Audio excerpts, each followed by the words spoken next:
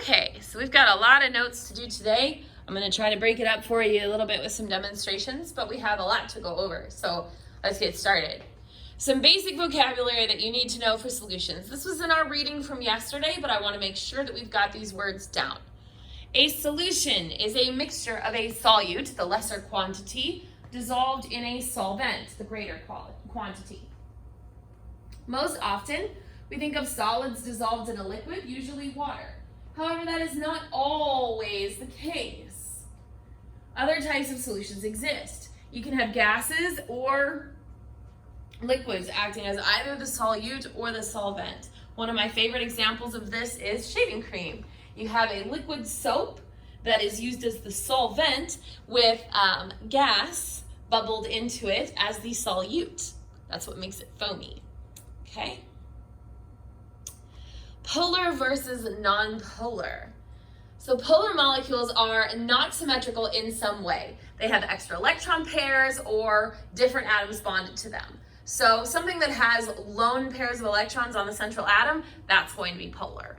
If we have a molecule that has hydrogen, hydrogen, hydrogen, and then like a random chlorine stuck onto it, that's going to be polar. Nonpolar molecules, on the other hand, are very symmetrical. They have no unshared electron pairs on their central atom, and they are usually surrounded by nothing but hydrogen. Okay? There are tons and tons and tons of organic compounds that are long chains of carbon atoms, and it's just surrounded by nothing but hydrogen. They're all nonpolar. Okay? The rule here is like dissolves like, meaning that polar solvents are capable of dissolving other polar things and many ionic things as well. And we talked yesterday in our video about why. Because we have these charges. The polar solvent has the slightly positive end and the slightly negative end. So are the polar solutes. And so there's going to be attractions there. Ionic compounds have a positive cation and a negative anion. So your polar solvent is going to be able to pick that apart. So two polar solutions will mix together with one another. We call that being miscible. So if I have water and say ethyl alcohol, both are polar solutions. So if I mix the two together, they are going to be miscible. They will mix. Nonpolar solvents will only dissolve other nonpolar things. Okay? So oil will not dissolve in water because oil is nonpolar and water is polar. But oil will dissolve in something that is nonpolar, like benzene, okay? So again, two nonpolar solutions will also mix. So I have a nonpolar and a nonpolar, they will mix, they are miscible. Polar solvents will not dissolve nonpolar solutes, and nonpolar solvents will not dissolve polar solutes, okay? So we can't do the opposites, okay? We call this being immiscible, okay? Immiscible. Okay, so for our first demonstration, you can actually do this one at home if you'd like. It's perfectly safe to do at home. For this demonstration, you need a piece of peppermint gum. It doesn't have to be peppermint, but I find that this is the least disgusting option. And then 2 milk chocolate Hershey Kisses. So let's start by talking about what we know. The saliva in my mouth is mostly made of water, and we know that water is polar. So I'm going to start by chewing this gum. I'm going to chew it for a few minutes. And I can really taste as this starts to melt and form in my mouth. I can taste all sorts of good stuff. I can taste the peppermint oil. There's a little bit of sweetness there from the artificial sweeteners that they put in it. But for the most part, this is not dissolving in my mouth. So if the gum does not dissolve in my mouth and my saliva is polar, what does that tell us about the gum? Okay. So now I got my gum good and chewed. I'm going to take and add my 2 chocolate Hershey Kisses, and I'm going to mix them together with the gum in my mouth and chew them.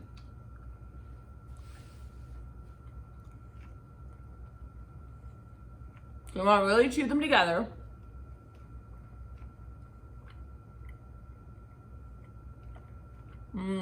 Something's happening.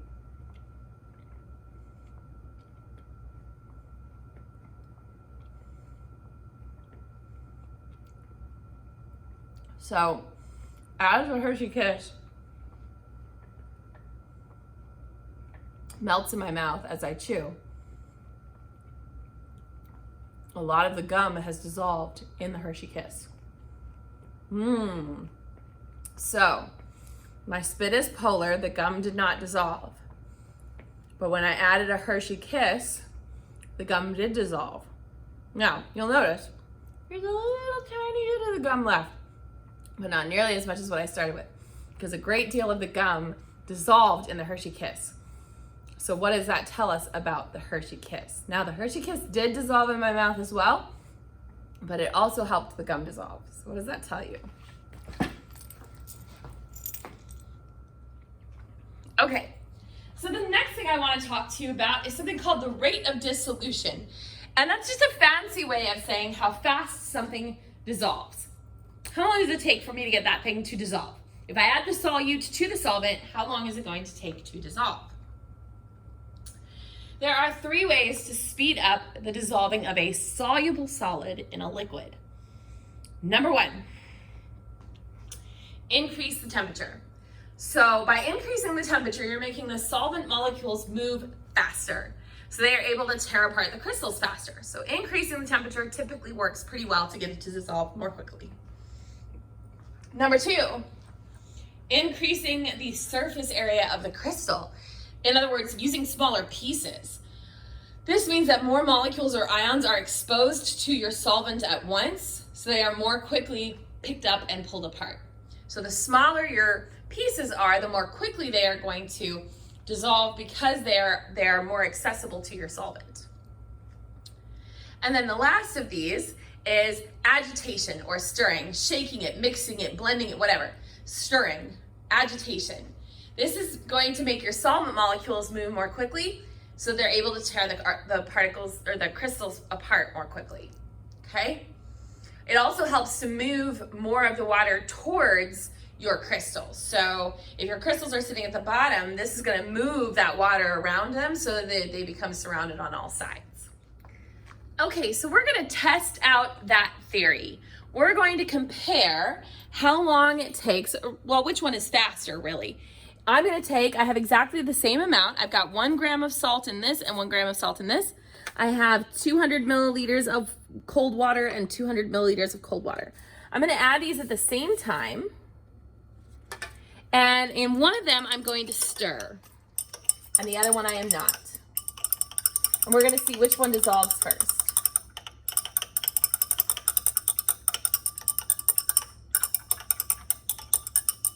So this is pretty close. And yep, it's all dissolved. This one that we're not stirring still has all the salt sitting on the bottom. You can see it down there. Okay, so stirring good. All right, so let's take this over to our next set. Here I have, again, the same amount of water, 200 milliliters, 200 milliliters.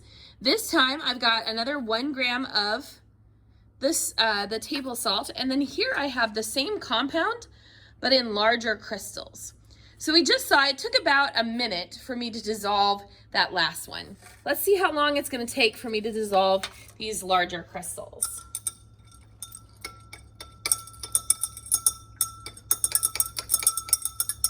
We're stirring because we just proved that that's faster, and I don't want to sit here forever while we wait for this to dissolve.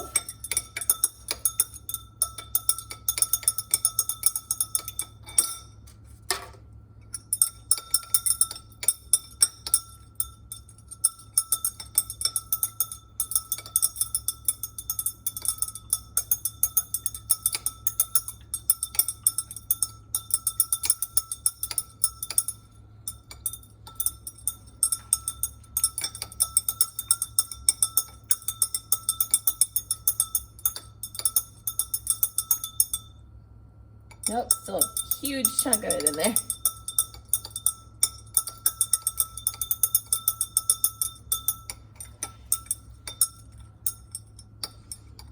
So we're right at the minute point. This is about when our table salt had dissolved, and if you look in this beaker, you can see there's still just a huge chunk of it that's still not dissolved.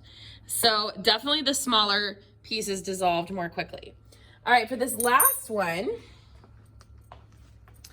we have hot versus cold. Okay, so I'm gonna go ahead and pour some hot water in.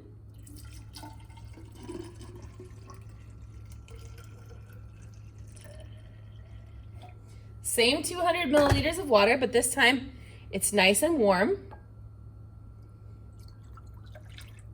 We're gonna use the small crystals because we decided that those would dissolve faster, and we're going to use stir again. So let's see how long this takes.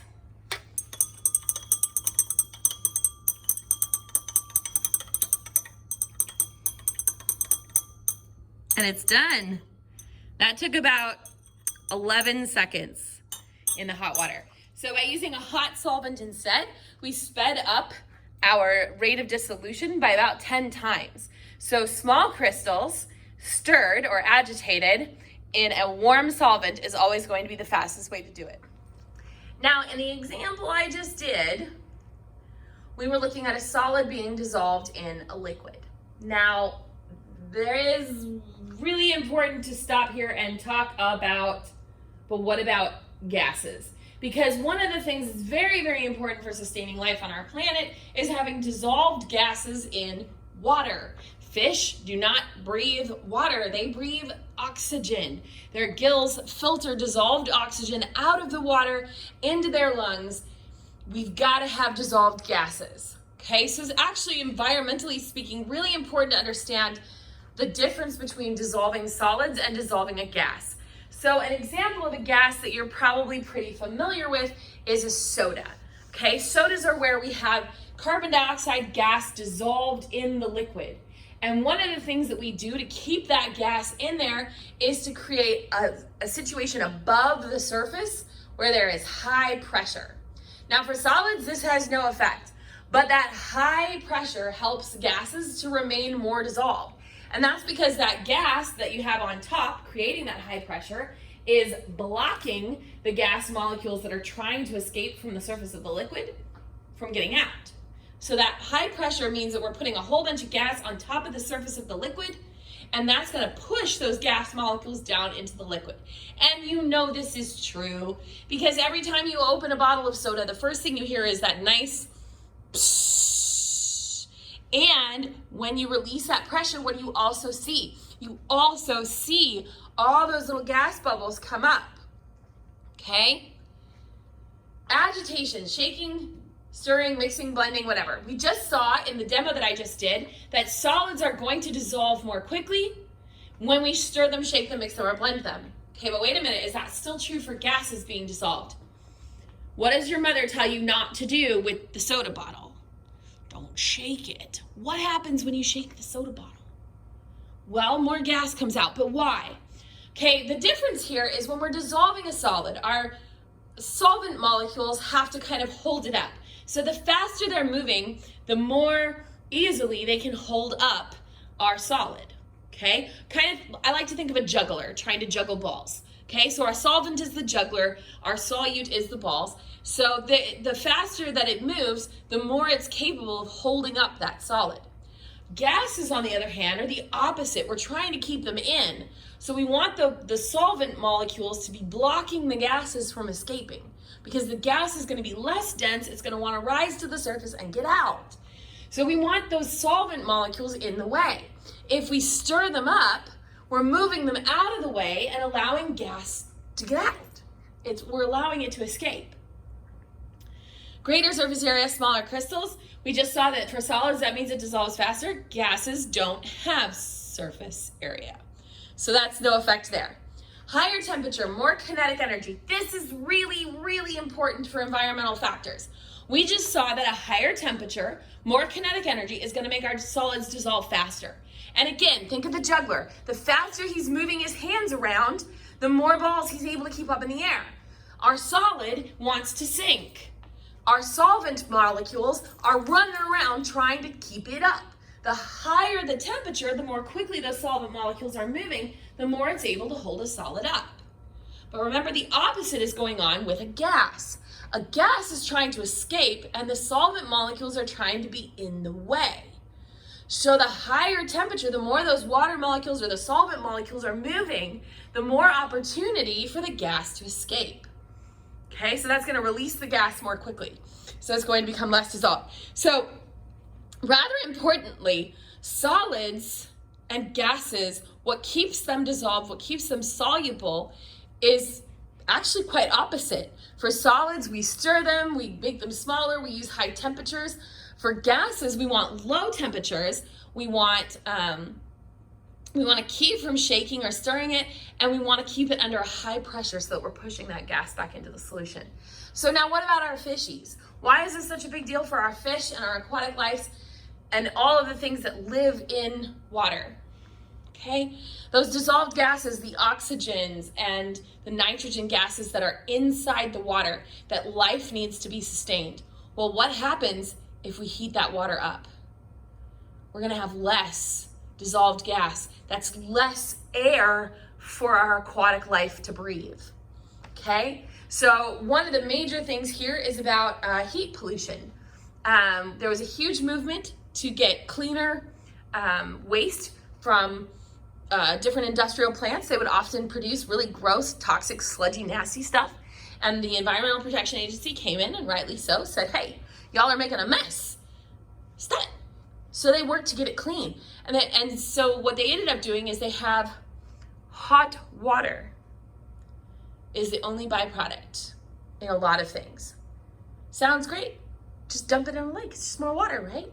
Except if you're constantly dumping hot water into a lake, especially to the extent that an industry would, or into the soil around the lake so that the groundwater is also heated up, you are causing it to keep less gas dissolved in there. And so over time, that changes the temperature of the lake. And that can really decrease the ability to keep gases dissolved in it. It can really change how well our wildlife can survive. All right, so here I have two solutions. One is water with sugar in it. And you'll notice I already have some sugar in there. We're gonna see how much can dissolve while we're still relatively at room temperature. The other one that I have over here is actually club soda. If you look at it, it's got quite a bit of bubbles in it. But as I'm heating it, I want you to watch. You're gonna see bubbles coming out of this one. Okay, and it's not because it's boiling, it's because it's losing the bubbles that are dissolved, the dissolved gas that's in it. Because this isn't actually even all that hot. You'll notice I can still touch this one. But already you see lots of bubbles coming out as this starts to heat up. Let's see if I can zoom in a little bit more. There you go. Now you can see the bubbles. All right, so let's see if I can add more sugar to this and have it still dissolve. Let's see what we got here. So I'm gonna add a whole bunch more sugar. See what happens.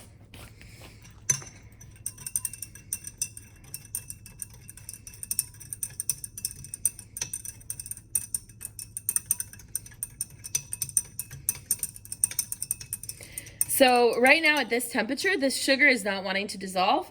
So I would call this what's called a saturated solution. In other words, we have as much as can possibly be dissolved. Ooh, look at all my gas leaving. So as I heat this up, notice all that carbon dioxide that was dissolved in my club soda, it's starting to disappear. And if I stir this, even more of it's gonna go away. I'm just letting the bubbles out. Okay.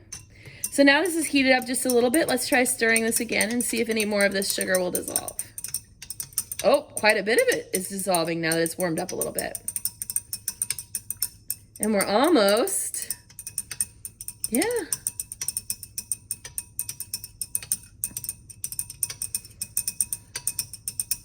So you'll notice that as I've started to heat this, and I haven't even heated it for very long, even though I'm heating it on high, you'll notice that in the solution with a liquid and a gas, the gas is leaving. So we're losing our solute as we heat it. So it's becoming less soluble. Whereas my solid in the liquid is becoming more soluble. I'm able to get more of it to dissolve the longer I heat it. Okay, so that's the important difference between these two things. Solubility for a solid increases at high temperatures. Solubility for a gas is going to decrease at high temperatures. Okay, solubility. When you're talking about solubility, this is how much will dissolve. And as we just discussed, it depends on temperature, okay, in terms of a solid, okay? Solid, the higher temperature, the more will dissolve. Gases, the lower the temperature, the less will dissolve. So if the solute is a solid, higher temperatures result in greater solubility. More is going to dissolve. If the solute is a gas, higher temperatures result in lower solubility. Less will dissolve. Now, even if something is soluble in water, different solutes will dissolve to different amounts. Some things are really soluble and you can dissolve tons of it. Sugar is super soluble. You can keep adding sugar for a really long time and it will keep dissolving. Salt, on the other hand, has very limited solubility. It will dissolve to a certain amount, and then even if you heat it up, it doesn't dissolve that much better. Okay? There are three types of solutions in terms of solubility. There's an unsaturated solution, which is where we can add more and it will still dissolve. So unsaturated means we can still add more and it will still dissolve. Saturated, which I talked about just now in the demo, is that if you add any more, it will not dissolve. The solvent is holding as much as it can. Remember our juggler, he's holding up as much solute as it possibly can, okay? Then we have a really cool type of solution called a supersaturated solution. And everybody in Texas knows what this is because we like our sweet tea. How do you make good sweet tea? Well, you heat it up, then you add the sugar, then you cool it down. And that sugar is gonna stay dissolved unless you bump it, okay? So a supersaturated solution is where we've heated it to get more to dissolve, and then we cool it really gently. The trouble with a supersaturated solution is that it will crystallize very easily. So this is a really great picture. I'm gonna turn the front light off so you can see a little better. This is a really great picture of what happens with a supersaturated solution. You're going to get solid to precipitate out if anything touches it. If you put a little seed crystal in, or if you go and scratch the bottom of the beaker, all of a sudden you'll have crystals start to form, and eventually the entire solution arrives at its saturation. This is the principle behind how rock candy is made. They make a supersaturated solution of sugar water. They put a string in there to act as an agitation or a place for the crystals to build off of. And then your rock candy will crystallize onto that string or that stick. All right, our last section. We're almost to the end, folks. Our last section is on electric circuits and electrolytes. So first of all, just a little electricity science for you. An electrical circuit is where free moving electrons flow from a power source through wires and machines and then back to the power source. It must not have any breaks in the circuit. I like to say a circuit is like a circle. It has to be unbroken for the circuit to work. So everything has to connect. In order for a substance to conduct electricity, so if I want to put something into my circuit and have it conduct electricity, the following things have to be true. It must have charged particles, okay? It must have charged particles. And those charged particles must have the ability to freely move, okay? We use copper wire because copper is a metal and it is a really good conducting metal. And the reason it is good conducting metal is because it has that sea of electrons that we talked about when we talked about metallic bonding. So lots of electrons which are negatively charged. And because they're in the sea of electrons, those electrons have free movement. They can travel anywhere throughout the entire metal, okay? So that brings us to electrolyte solutions. Electrolyte solution is a solution that will break into charged particles, okay? So when we dissolve certain substances, they break into charged particles. Ionic compounds have a positive cation and a negative anion. Acids have positive hydrogen ions and a nonmetal or polyatomic ion. Bases have a metal cation and a hydroxide ion. When we dissolve these substances in water, the charged particles are given free movement through the water. So they already had charged particles as part of the compound, but by dissolving it in water, we then are able to get that free movement. So now we have both charged particles and free movement. What is the result of that? Well, we can make that solution, that liquid, part of our circuit. It can conduct electricity and it will be part of a working circuit. Now, not all things will conduct electricity all that well.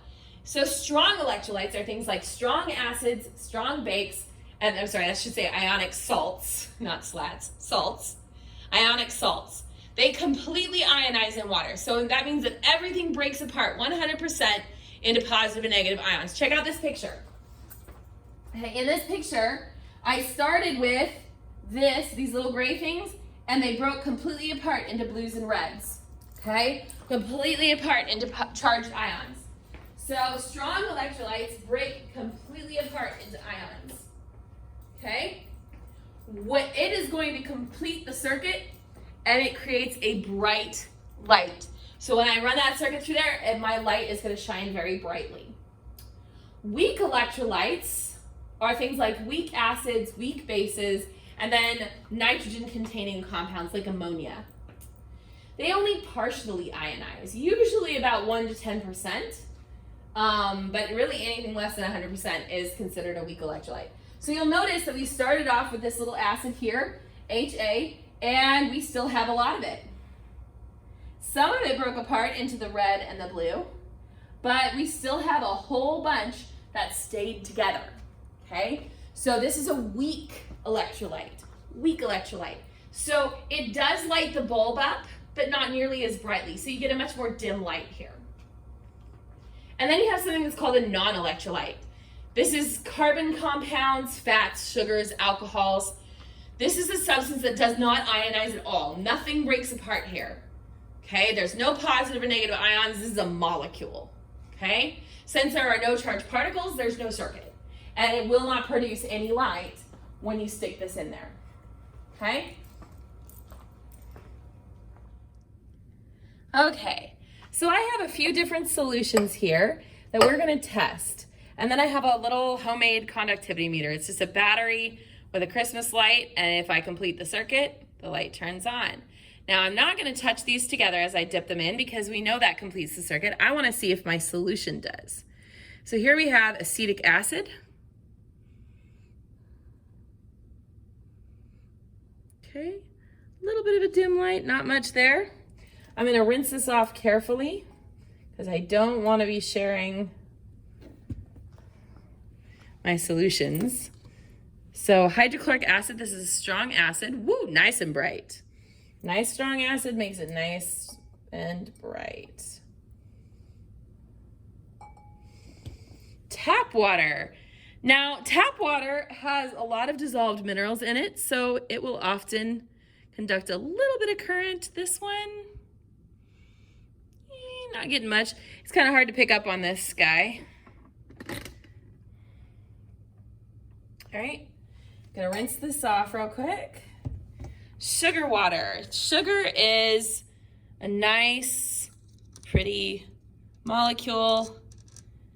Totally a molecule, non-ionic compound, so it doesn't have any charged particles, so it's not going to light anything up.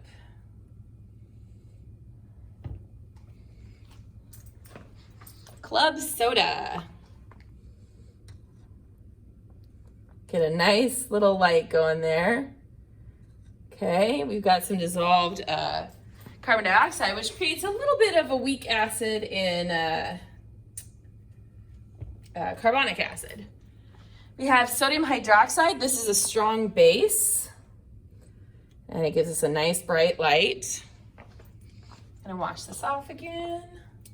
I should move this over there. Okay. Magnesium hydroxide is an insoluble solid, and it's a fairly weak base. So, since it's not very soluble though, it's not going to light this up.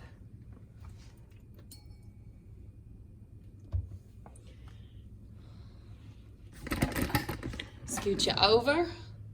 We have sodium chloride in water. So this is a soluble ionic salt, and that gives us a nice bright light.